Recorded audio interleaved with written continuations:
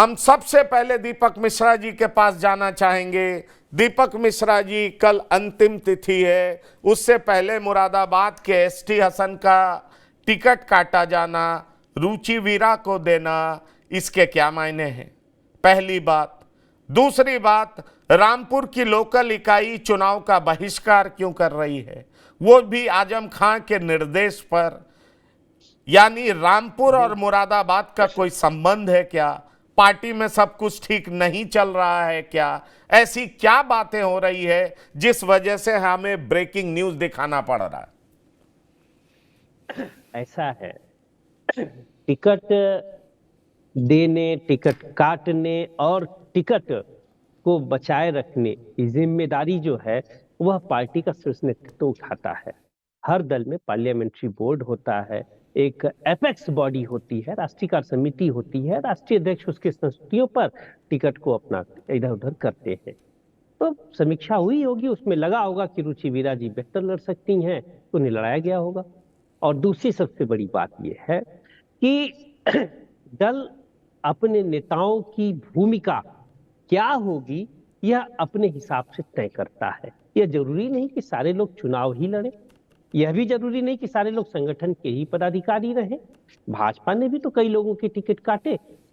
इसका मतलब यह तो नहीं कि वो अप्रासंगिक हो गए या दल में कुछ विखंडन और विद्रूपता आ गई है पूरी तरीके से। तो यह सहज और महज चुनावी प्रक्रिया है, ऐसा होता रहता है, हर बार होता रहा है। कभी कभी ये होता है कि व्यक्तिगत कारण भी होते हैं, कभी कभी यह भी होता है कि पार्टी उनसे और बेहतर नहीं, पर उनकी सहभागिता लेना चाहती है। दीपक जी, आप इस बात पे प्रकाश डालिए, मैं यही समझना चाह रहा हूं। ये सारी बातें सही है, मैं आपकी बात मान भी लेता हूं, और एक पार्टी के लोग या उसके सिंपैथाइजर इसी तरह की बात करेंगे, मैं इस बात को भी स्वीकार करता हूं। लेकिन आप एक बात बताइए, अजय सागर की बाइट में सुना रहा था, वो कह रहे थे कि आजम खां के निर्देश पे हम लोग बहिष्कार कर रहे हैं। निर्देश पार्टी में राष्ट्रीय अध्यक्ष का होता है या वहां के लोकल नेतृत्व का होता है? चुनाव का बहिष्कार आजम खां के नेतृत्व में क्यों किया जा रहा है? उनके सह पे क्यों किया जा रहा है? वहां की लोकल इकाई बहिष्कार क्यों कर रही है? इसके क्या मायने निकाले जाएं कि अखिलेश यादव आजम खां से मिलने गए थे, आजम खां ने कुछ कहा होगा, अखिलेश यादव ने वो बात नहीं मानी, इस वजह से आजम खां नाराज हुए और उन्होंने अपने कार्यकर्ताओं को कह दिया कि ऐसे चुनाव में उतरने की क्या जरूरत है जहां प्रशासनिक डंडे भी झेलो पर राष्ट्रीय नेतृत्व तुम्हारे साथ खड़ा ना हो। ऐसी कोई बात नहीं है। शीर्ष नेतृत्व का मतलब मैंने पहले ही कहा कि एपेक्स बॉडी ऑफ पार्टी। आजम साहब समाजवादी पार्टी के राष्ट्रीय महासचिव हैं, वह भी शीर्ष नेतृत्व है और शीर्ष नेतृत्व के महत्वपूर्ण अंग हैं, तो उनका निर्देश राष्ट्रीय नेतृत्व का निर्देश है। और दूसरी सबसे बड़ी बात यह है कि लोकतंत्र में चुनाव जो होता है वह सबसे बड़ा उत्सव है, ये डॉक्टर लोहिया कहा करते थे और हम सभी समाजवादी इसको मानते हैं। और मैं आपके चैनल पे आश्वस्त करता हूं कि जल्द ही आज रामपुर की पूरी इकाई आपको चुनावी रण में हाथों में परचम लिए हुए लड़ते हुए दिखेगी। बहिष्कार किसी समस्या का समाधान नहीं है। हाँ, प्रशासनिक कार्रवाइयां किस तरह से हो रही हैं पूरे उत्तर प्रदेश में, यह तो एक तरीके से सर्वविदित तथ्य है जिसके लिए किसी प्रमाण की जरूरत नहीं। अतः सर्वत्र आप प्रशासन के कुकृत्य देख सकते हैं। तो जो बहिष्कार का निर्णय होगा वो प्रशासनिक शक्ति के दुरुपयोग के खिलाफ होगा। जल्द ही बात की जाएगी। और राजनीति में, लोकतंत्र में तो एक उत्सव होता है ना। ठीक है, उन्हें अभी लग रहा है उनका रंजोगम सुना जाएगा और उसकी समस्या का समाधान होगा। और 2 दिन बाद आप इन्हीं लोगों को चुनाव की दुमदुमी में अपनी प्राण फूंकते हुए देखेंगे। चलिए, हम देखना भी चाहेंगे, लेकिन डॉक्टर सुनील कौशिक, मैं आपके पास आऊंगा। ये जो पूरा घटनाक्रम है उसको आप कैसे देखते हैं? रुचि वीरा को टिकट देना, सिटिंग सांसद का टिकट अचानक काट देना, कल अंतिम तिथि है नामांकन की, पहले चरण में मतदान होना, और रामपुर के लोकल इकाई का यह कहना कि वो चुनाव का बहिष्कार कर रहा है और ऐसा इसलिए कर रहा है क्योंकि आजम साहब का निर्देश है।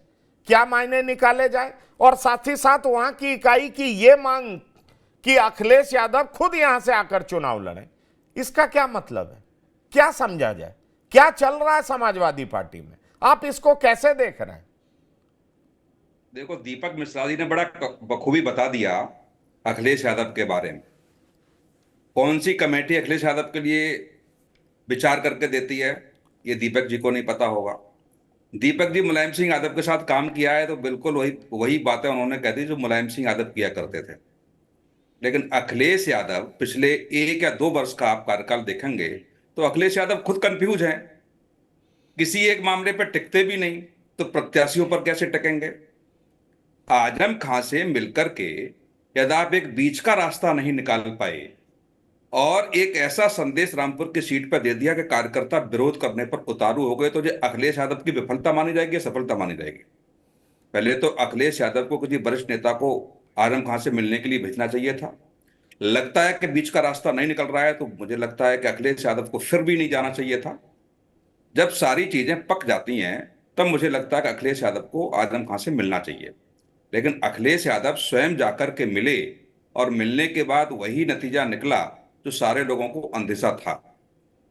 भारतीय जनता पार्टी किस तरीके से रणनीति अपना रही है ये अखिलेश यादव को नहीं पता।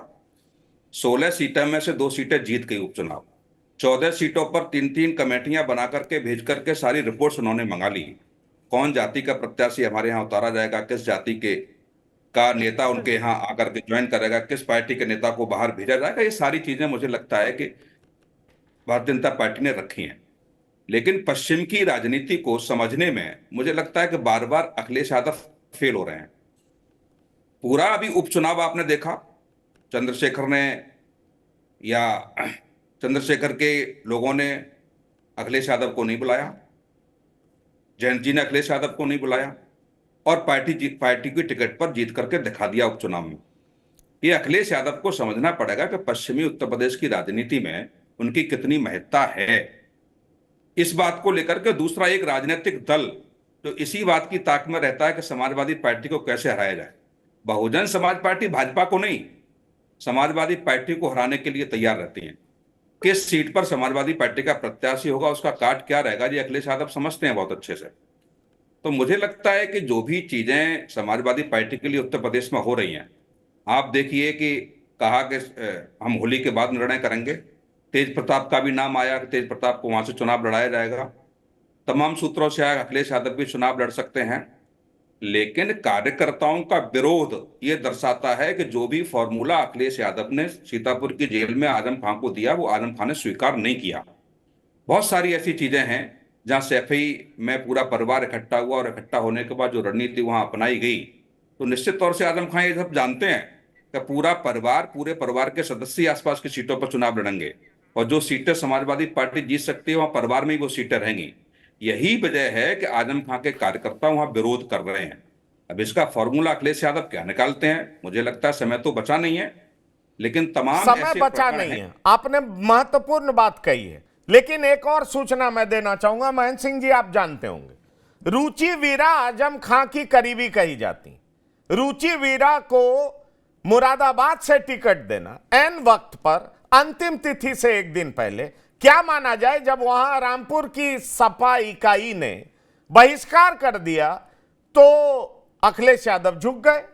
रुचि वीरा को इसलिए मुरादाबाद से टिकट दे दिया और एसटी हसन का टिकट काट दिया। इसके मायने ये निकाले जाए, क्योंकि हमें जो सूचना मिल रही है, कहा यह जा रहा है कि रुचि वीरा वैश्य समाज से आती हैं, उनके पति भले ही क्षत्रिय हैं लेकिन वैश्य समाज से वो खुद आती हैं, आजम खां की करीबी हैं। एसटी हसन को लेकर के आजम खां खुश नहीं थे और इसलिए जब रामपुर की इकाई बहिष्कार कर रही है तो आनन फानन में समाजवादी पार्टी के मुखिया अखिलेश यादव ये फैसले लेने को विवश हुए।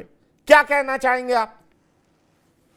देखिए, निश्चित रूप से रुचि वीरा को 2015 में विधायक दल से समाजवादी पार्टी के सस्पेंड भी किया गया था और वो आजम खां की करीबी माने जाते इस वजह से। तो ये पूरी की पूरी देखिए, समाजवादी पार्टी ये दिखाता है कि अखिलेश यादव पूरी तरीके से अभी जो नियंत्रण है पार्टी पे वो स्थापित नहीं कर पाए, और इस तरीके के जो एडहॉक निर्णय हैं, जो जो एकदम से दबाव में आके निर्णय लेने से वो किसी भी जो है परिपक्व नेता को बचना चाहिए। जहां एक तरफ आप देखिए कि भारतीय जनता पार्टी है, जहां जिनको टिकट नहीं देना है उनसे कुछ घंटों पहले जो है अपने आप मैदान से जो है विड्रॉल का जो है लेटर ले लिया जाता है, और उनकी जगह पे नया प्रत्याशी जो है घोषित कर दिया जाता है। और वहां दूसरी तरफ समाजवादी पार्टी में देखें तो इस तरीके से, और जिस तरीके से रामपुर के जिलाध्यक्ष ने रामपुर से 2022 में जो प्रत्याशी रहे समाजवादी पार्टी के, उन्होंने चुनाव के बहिष्कार की घोषणा की। ये साफ दिखाता है कि नेतृत्व पे वो लोग प्रश्न उठा रहे हैं। इस तरीके से आप जो है एक अनुशासन का उल्लंघन कर रहे हैं, पार्टी अनुशासन का उल्लंघन कर रहे हैं। तो ऐसे में एक चिंता का विषय है निश्चित रूप से कि किस तरीके से इस महत्वपूर्ण चुनाव जो जिसका नॉमिनेशन समाप्त होने वाला है फर्स्ट फेज का, तो ऐसे में इस प्रकार की घटनाएं समाजवादी पार्टी के नेतृत्व पे निश्चित रूप से प्रश्न उठाती हैं। समाजवादी पार्टी के नेतृत्व पे प्रश्न उठा रही है। आप महेंद्र सिंह जी ये बात कह रहे हैं। इससे आगे मैं एक बात कहना चाहता हूं। रामपुर में 50% से ज्यादा मुसलमान मतदाता है। यह बात और है कि उपचुनाव में बीजेपी जीत गई थी, और अगर हम पिछले 10 चुनाव को देखें तो 3-3 बार सपा और भाजपा जीती है और 4 बार कांग्रेस जीती है। पिछले 5 चुनाव को देखें तो 3 बार सपा जीती है, 2 बार भाजपा जीती है। सवाल यह उठता है कि इस तरह का आप फेरबदल करते हैं, सिटिंग सांसद को बदलते हैं। रुचि वीरा को ले आए, सिटिंग सांसद अभी रामपुर जाएंगे, क्या करेंगे? उनका टिकट कट गया, क्या समझा जाए?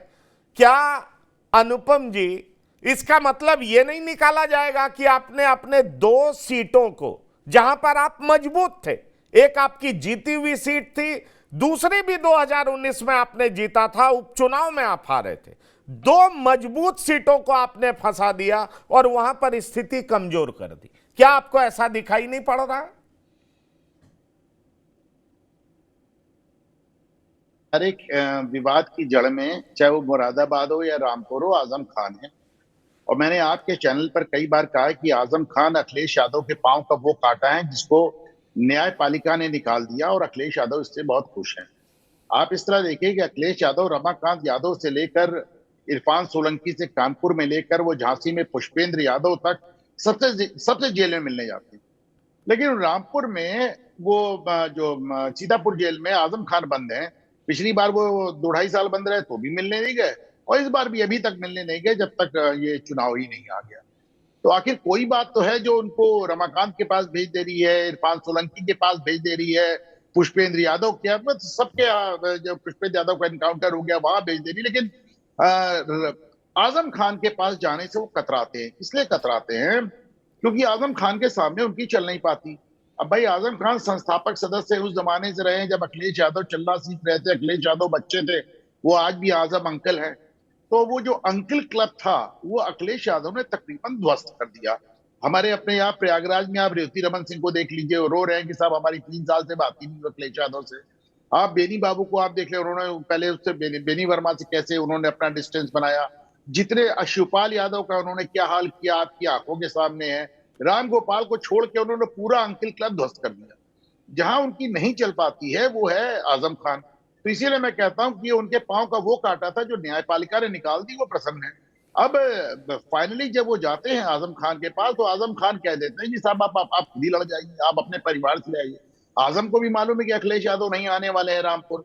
आजम खान कभी नहीं चाहेंगे कि अखिलेश यादव के परिवार का कोई शख्स आके रामपुर पर कब्जा कर ले। आजम खान की अपनी वहां पे नींव इतनी कमजोर है कि साहब 52%, 53% मुसलमान लेने के बाद आप विधानसभा लोकसभा दोनों हार जाते हैं। और एक बात मैंने आपके चैनल में पहले भी कही थी, आज फिर दोहरा रहा हूँ कि 1980 में आजम खान विधायक, अखिलेश यादव नहीं आने वाले हैं रामपुर। ये आवाज रिपीट हो रही है मेरी, अगर किसी का ऑन है तो बंद कर दो। 1980 में आजम खान विधायक हुए, ठीक है, विधायकी आपने अपने मेंटेन रखी, पर आप बहुत ध्यान से देखें कि 1980 में, 84 में, 89 में कांग्रेस जीती, 1991 में भारतीय जनता पार्टी, 96 में कांग्रेस, 98 में फिर भाजपा, 99 में फिर कांग्रेस, 2004 और 2009 में जया प्रदा जीती। सपा नहीं जीती, जया प्रदा जीती, और उनमें से एक बार आजम खान के विरोध करने के बाद जीती। मुलायम सिंह ने आजम के विरोध में जया प्रदा को जिता लिया।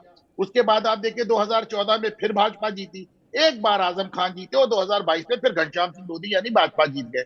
तो ये इनका ट्रैक रिकॉर्ड है, पिछले 45 साल में वो सिर्फ एक बार वो सीट निकाल पाए हैं। तो वो वहां पे कमजोर है, लेकिन उन्होंने अपना भौकाल ऐसा बनाया है कि जैसे आजम खान के बगैर पत्ता नहीं खड़कता। रामपुर मतलब आजम खान वहां के नए नवाब हो गए। तो वो जाहिर सी बात है, इस सीट को हमेशा अनसेटल रखना चाहते हैं। ये सीट जब तक भारतीय जनता पार्टी के पास है पंकज भाई, तब तक आजम खान का वहां पे रुतबाज कायम है। जिस दिन समाजवादी पार्टी से आके कोई शख्स रामपुर को जीत लेगा, उस दिन आजम खान की बची कुची इज्जत भी खत्म हो जाएगी।